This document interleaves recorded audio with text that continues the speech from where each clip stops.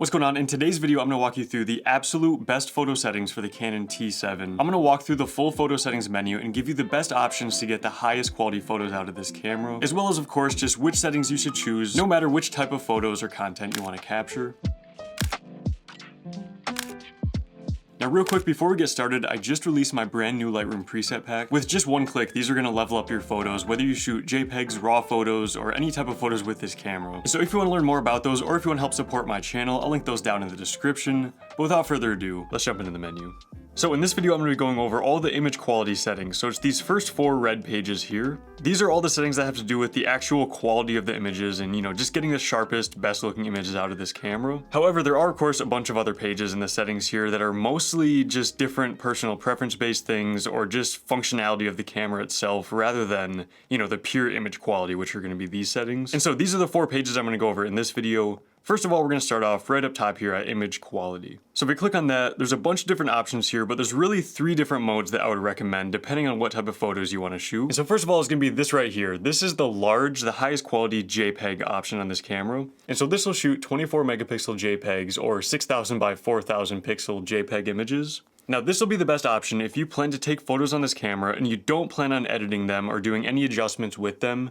You just want to take photos with this camera, import them onto your phone or computer, and pretty much just share them straight from there. If you plan to do that, and again, not do any sort of photo editing or things like that, this is going to be the best mode for that. It's going to give you the highest quality, sharpest JPEG images. However, if you have Adobe Lightroom or Photoshop or plan to do, in-depth photo editing with your images, that's where you're going to want to switch over right here to RAW. So what RAW images do is essentially save all of the data from the image sensor, which makes it a much larger file size than JPEGs. But since it does save all of the raw data from your image sensor, it really allows you to adjust things a lot more than you would with a JPEG, like exposure, contrast, highlights, your colors, saturation, and pretty much all the things like that. You can do heavy adjustments and, save a lot more data. It'll look a lot better. And in general, it's just going to be a lot higher quality of an image type. But the thing about RAW photos is they're not very compatible with just straight uploading them onto websites, onto social media, and just sharing them around. And so that's why you kind of need to shoot RAWs only if you're going to edit your photos, and then once you're done editing them, export them as a JPEG. However, if you really don't know what you want to do yet, you might want to edit it, or you might just want to share the photos straight from the camera. There's also RAW plus large JPEG option right here. And what that's going to do is each time you take a photo, it's going to save both the JPEG as well as the RAW image, which means it'll give you the highest file sizes because it's literally going to save 2 photos for every photo you take. But then once you take the SD card out, you can kind of choose which one you want to take off of there and end up actually utilizing. And so personally, I usually shoot RAW or RAW plus JPEG just in case, but I really edit probably 99% of every photos I take out of my camera. Even if it's just simple edits, I'll always shoot in RAW. Quick edit it in Lightroom, export it, and then go from there. All right, next up we have beep. So this essentially either enables or disables a beep every time you select something with the camera, whether it's going through the menus or really just pretty much anytime you hit the set button, it's gonna beep just to let you know that you actually selected something. On literally every camera I get, I go straight to disable the beep. I'm not a big fan of it, but that's kind of more of a personal preference thing. Some people might prefer the beep to know that they actually, selected something or set a certain setting. All right, next up we have release shutter without card. Now this one I would also disable this. So essentially what this does, if it's enabled, it'll allow you to take a test photo with this camera without an SD card in it, which really is completely fine. But the thing about this is when it's enabled, it won't really warn you super heavily that you don't have an SD card in there. It'll obviously still tell you up in the corner or wherever, but it'll still let you take photos, and if you're really not paying attention, you might just not realize you actually do not have an SD card in your camera. However, if you disable this, it won't even try to let you take a photo without an SD card. So I'm actually gonna pull my SD card out real quick and show you. All right, so it says no card in the camera. Now if I try to actually press the shutter button, it doesn't even take the photo. It doesn't even make a sound. It doesn't do anything. It just lets me know there's no card in the camera. Again, if that was enabled, it would have still taken the photo. I would have heard the shutter fire. And if I just really wasn't paying attention, I might not have even realized there's absolutely no card in the camera. It's not saving the photo that I just heard it take or anything like that. So that's why I always keep this disabled.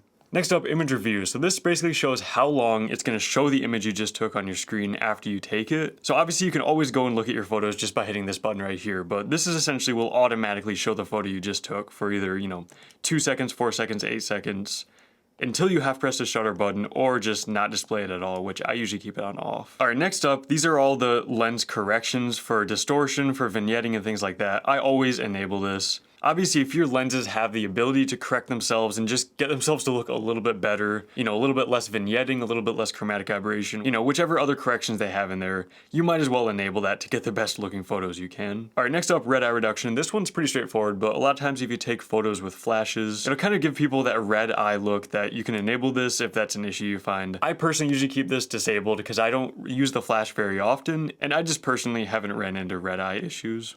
Next up, flash control. I don't usually use the flash, but when I do, I usually just keep these however they're just set straight from the factory.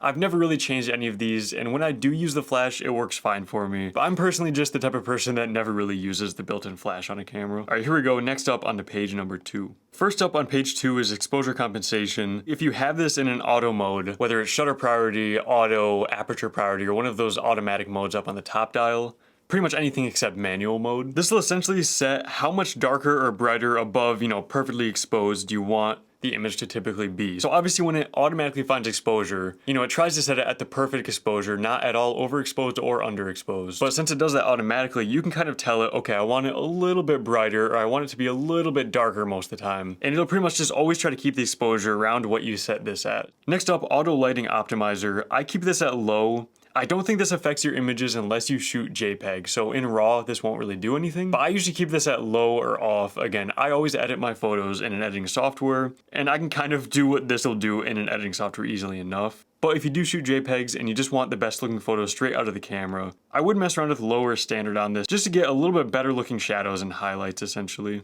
Next up, metering mode. So this essentially will tell you where the camera is going to look at to get auto exposure on the camera. So kind of when talking about the exposure compensation, if you're in one of those auto modes on this top dial here, these essentially tell you where on the image here that the camera is going to be looking in order to try to find the correct exposure. So evaluative metering essentially is going to look at the entire image and just try to find the best middle ground of exposure. Obviously, there might be some little spots that are overexposed and some little spots that are underexposed, but this really just looks at the entire image and tries to do the best it can to find, the best overall average exposure. And then partial metering, this is usually going to look at everything except the center of the image. And then center weighted average is pretty straightforward. It's pretty much going to look at the center of the image, and it's going to make sure everything in there is perfectly exposed, but everything around the center is not really going to bother as much with, and it won't really care as much if they're over or underexposed. Personally, I always go for evaluative metering so that it's just going to really get the overall best general exposure on there, and then in my editing software I can lower the highlights, I can raise the shadows, or I can really adjust it anymore if I need to. Alright, next up, custom white balance. This is essentially if you don't use auto white balance, or if you just have, or if you have a specific white balance, of certain lighting that you want to perfectly match, you can essentially take a photo of a gray card and then go in here, you can select that photo essentially. Obviously I don't have one right now, but you can select that photo and it'll kind of find the exact white balance of that image based on the exact lighting that was, in that scenario. So this, as well as the white balance shift, can be really useful for just perfecting your white balance if you're in a controlled environment and you really just need your white balance to be 100% perfect, spot on. But just keep in mind, if you shoot raw images, you can change your white balance to anything you want in your editing software, since it literally saves all of the data from the image sensor. All right, next up, color space. This one you're typically just going to want to keep at sRGB. This is the most compatible color space. However, Adobe RGB technically has a wider range of colors and really will just have, a more detailed image color-wise. However, it's a lot less compatible, and overall, if you just stick it in sRGB, you really won't have to think about it, and it's just going to be compatible with any sort of image editing software, any device or anything like that. All right, next up, picture style. This is essentially like if you think of it like an Instagram filter, you can get a neutral, it'll kind of be a little bit less saturated, a little less contrasty look. Monochrome is obviously black and white. There's user-defined ones where you can kind of set your own, picture styles. This is another thing that when you're shooting raw photos, this really doesn't affect anything. All right, next up onto page number 3.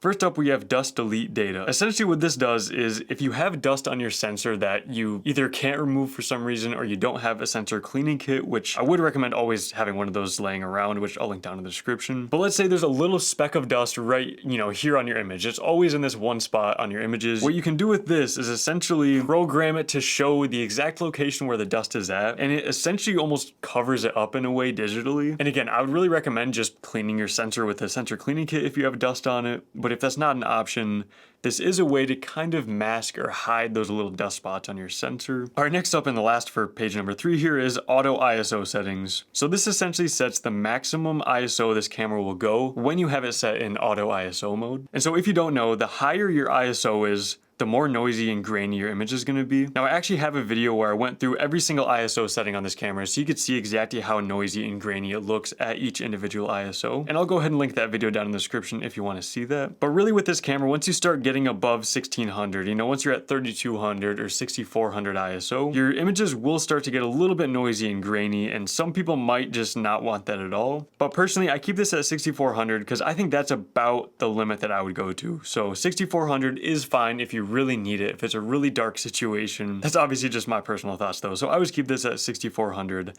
No matter what, you might as well at least get an image with the highest ISO you can rather than not getting an image at all. All right, lastly on to page number 4, live view shoot. This essentially enables or disables live view shooting, which is where it shows the images on your screen here.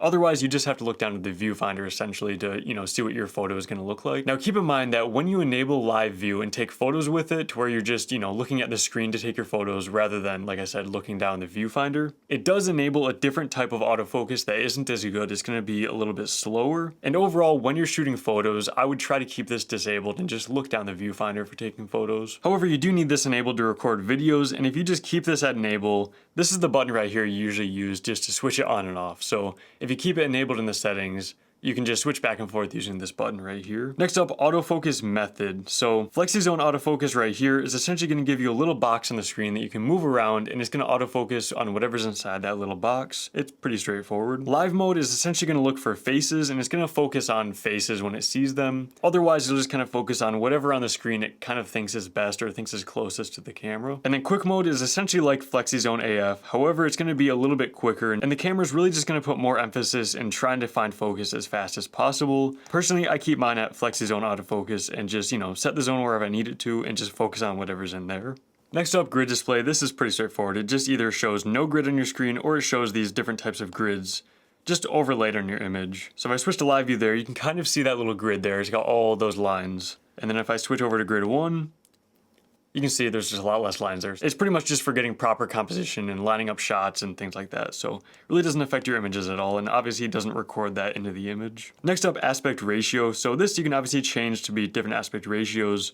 1:1 is a square aspect ratio, so it's just a square image. 3:2 is pretty much going to be the same aspect ratio as the screen, so it's slightly longer than it is tall. 4:3 is similar, just slightly, you know, different aspect ratio. Obviously, 16:9 is like a video aspect ratio, so even shorter and wider. However, unless you specifically want one of these other ones for, you know, your specific image you're taking, I would always keep this at 3:2 because that's the only one that's going to use the full sensor of this camera and actually utilize, you know, the full image quality that you can get out of this. All of these other ones are actually going to crop in and pretty much just get rid of, you know, data from the image, get rid of pixels from the sides or from the top. So I would always keep this at 3:2, and then, you know, even if it's just on your iPhone or wherever, you can just crop it into something different after you take the photo if you need to. Lastly, for these image quality settings, is the metering timer. And so essentially you have all these different options here, but what this is going to do is when you're in one of the automatic exposure modes, this is pretty much how long after you have pressed the shutter button, it's going to keep looking for the exposure and keep adjusting it to make sure it's perfectly exposed. So it's typically set to 8 seconds. And so obviously the longer it's going to do this, the more battery life it's going to use, the more obviously like effort and work the camera's putting into